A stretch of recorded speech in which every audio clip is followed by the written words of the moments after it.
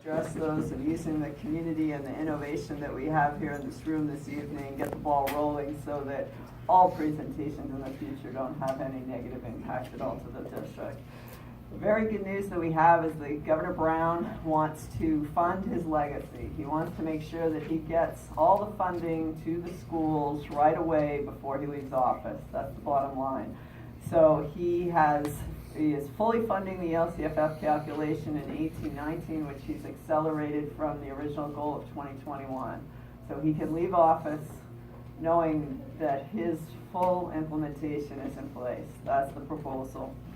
And there will be no more gap funding. We will be going back to a very similar situation like we were under the revenue limit funding, where we are funded on attendance versus the number of students who attend multiplied by a factor, and that factor is our tax dollar factor that's unique to each school district, which is about $12,000 for Montebello School District.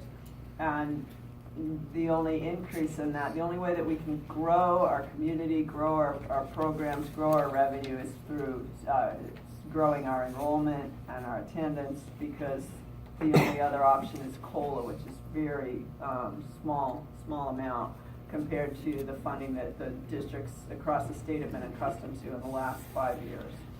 So the COLAs, as you can see, they're rather optimistic COLAs that are in the budget right now, between 2.5% and a little over 3%, which those, to be honest, are some of the highest COLAs I've seen in 25 years of doing this business. Most of the time it hovers between 0 and 2, to be honest. So there's got to be some sort of economic expansion considered when somebody does a COLA like that. So I just given you an idea of the framework for that. The other good news that we have is that there's one-time discretionary funds that were not known before this proposal. They're $295 per student, and you multiply that by the attendance that we're anticipating, and the district will be getting potentially $7.4 million in 18-19, which we're going to be budgeting in the second intro.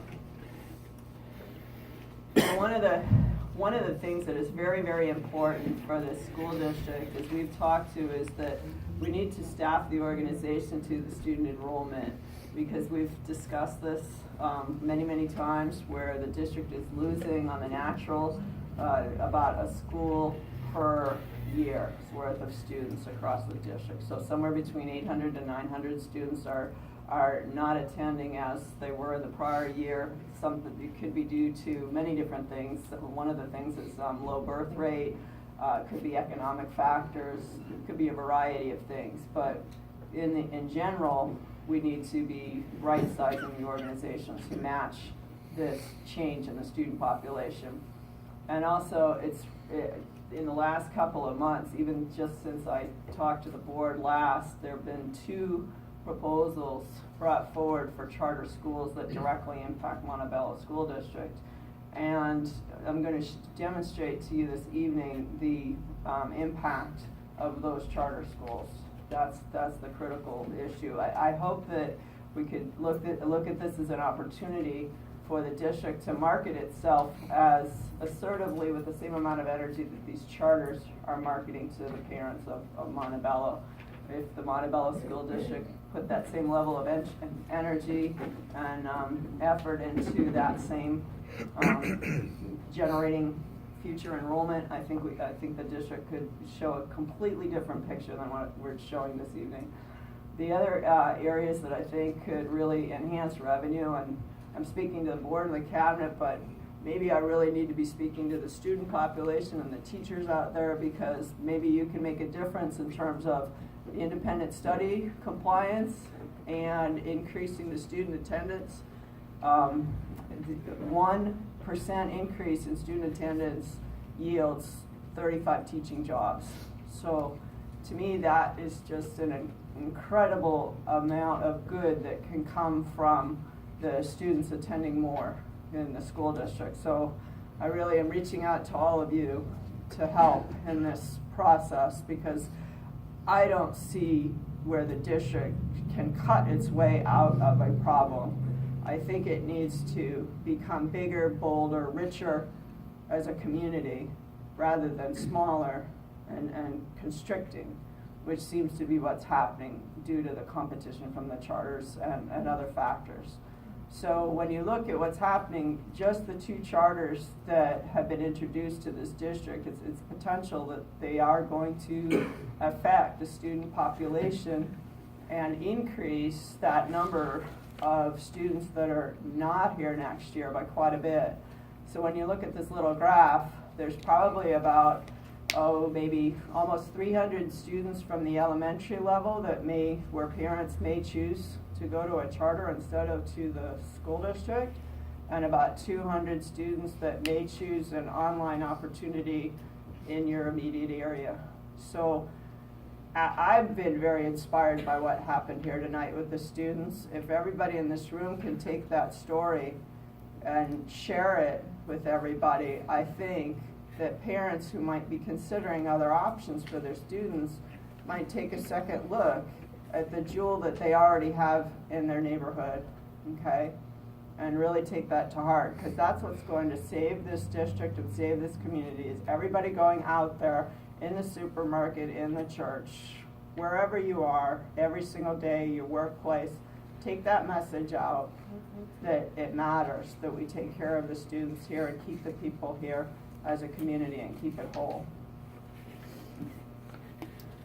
Because this is shocking to me. I apologize, I'm a bit worn out actually by my own graphs here is what's happening, because it seems like every time we take 2 steps forward, we have 2 steps back, or 1 step forward, 2 steps back, however many steps. We're not always catching up to where we need to be. When I showed the bars that are turquoise on the far left is what our revenue looked like just on the natural with the first interim report that was last taken to the board. Now we get some fabulous news from the state, which is that purple kind of pinkish color in the middle. That is what would happen if we would retain the kids in the district, okay? And just on the natural. So you can see what happens in the red if we don't hold on to those children and we don't grow our district here. Look at just what 2 charter schools can do to the revenue of the district. And of course, when the revenue shrinks, then other things have to shrink. And why does that have to be, right? If we have these lovely stories like the Nobler family, it doesn't have to be like this, okay? These graph could be flipped around. Instead of having a graph that looks like this, I challenge this district to flip that graph the other direction. Is there anybody in the room that can help us do that? Because I don't think I can do another presentation like this to this district. Okay? Because this is just even overwhelms me as a financial person. Okay? Right? Those are big numbers. And those are also numbers that are not honoring the greatness that you could have here as a district. So I look at this and I say to myself, how do we want to end this district financially? Do we want to grow the programs? Like, instead of showing these loss after loss after loss of enrollment and attendance that just isn't meeting the mark, look at the difference. In the 4th year out, we have a negative fund balance of $1.5 million potentially.